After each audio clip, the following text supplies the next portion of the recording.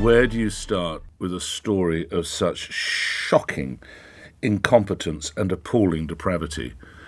Well, I was always taught, the bigger the story, the more simple you must keep it. So let's keep it to numbers, shall we?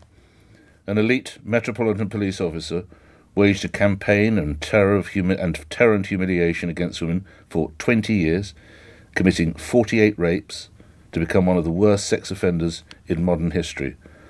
The police missed 9 opportunities that could have stopped him, some of which were committed while he was still on probation.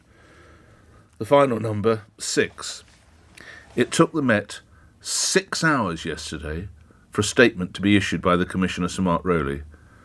Now, if you've listened to me for any time, you'll know that I know Sir Mark Rowley, and I've interviewed Sir Mark Rowley, and he's a decent bloke. But for the love of God, with a crisis, I would argue this is as big a crisis as I can recall in recent years for the Met.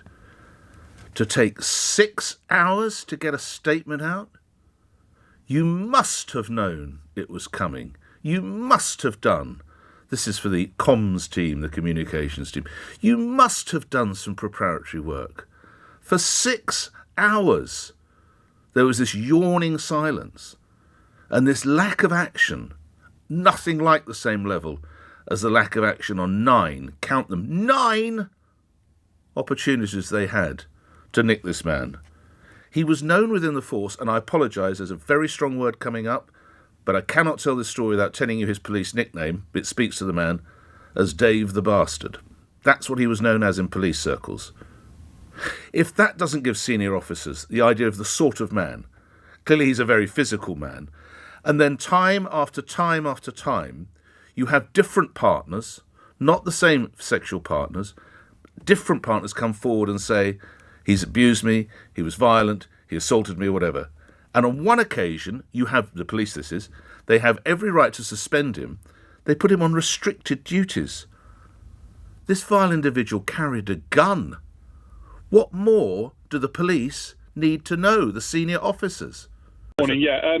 I'm a serving officer in the Met, have been for 14 years. I can honestly say that I think there's, for all these, these bad eggs that seem to be in the police force, there are so many of us that are absolutely disgusted and appalled at the fact that somebody like this could be a serving police officer amongst our ranks.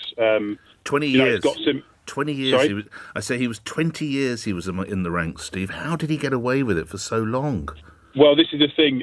Obviously, I have my own views in terms of I think there's something very wrong with the vetting and the screening process for these officers. There needs to be a massive change within the Met because I don't understand how these people are able to get away with these disgusting crimes and manage to go under the radar, as it were. There's so many of us that go to work and do a good job, and it is an extremely hard job.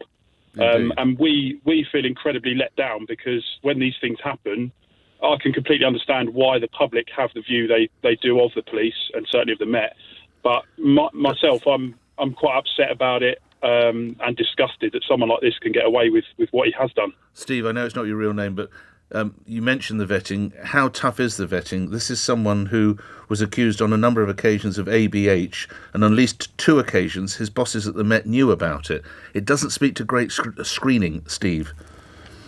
No, it doesn't. And this goes back to what I was saying. I think when there's occasions where someone such as this, and certainly someone who carries a firearm, and these things have been flagged so many times, I can't understand myself how someone like that is able to carry on serving in the police in the position that he was in. It's like I say, I spoke to some of my colleagues yesterday. I spoke to 2 of my supervisors yesterday and said how disgusted and appalled I was hearing it and it really makes you feel sort of a little bit. It makes you feel almost a little bit ashamed to tell people what you do, which is wrong, because I've always been very proud to be a police officer. I've always been very proud to be a police officer in the Met. But things like this really make you feel quite upset and disgusted. Well, personally, I feel extremely worried, and I did directly after Sarah Everard's murder. I'm sure. And I remember thinking at the time, I'm not sure I'm going to allow an individual male police officer to arrest me. Mm-hmm. I don't actually know how the law... I seem to remember from many years ago that if you were asked to pull over as a single person. You could drive to the nearest police station. But I'm not getting in a car with any male police officer, Nick, no matter what the consequences are. I'm just not. I don't blame you, Kate. I don't think you can decline. I don't think you can carry on driving to a police station. But I understand that you don't want to get in a car with a... No. What would it take? And I totally understand as a woman, say you were alone, it was at night, you were stopped. Yeah. What would it take to restore your confidence then, Kate? First of all, I don't want it to be an individual male officer. He has to be either with another police officer or even would you accept two blokes? A female. Two blokes? I would accept two blokes because, well, God forbid that male police officers work in tandem on sexual predatory crimes. But how would we feel confident that wouldn't happen now? Because this is just, it feels like the vile Wayne Couzens was just the tip of an incredibly dreadful iceberg of what's going on. And I feel very unsafe as a single woman when I should just be able to turn around to a police officer and say, can I have your help? When actually I'm going to go in the other direction, quite frankly. As you're probably aware, these crimes went on for a period of around 21 years, or just over 20 years. Why would they not seek to put him on restricted duties and not immediately move, as you quite rightly say, to suspend him? Why do you imagine they were thinking that? I think the Metropolitan Police Service is too large. For over a year, 18 months now, post that tragic murder of Sarah Everard, as you just referred to, I've been calling for the Metropolitan Police Service to be broken up. I know Mark, same as you do. I've worked with Mark over the last 6 months since he's been the Commissioner of the Met. He is by far one of the best police officers in this country, the most senior cop in Britain right now.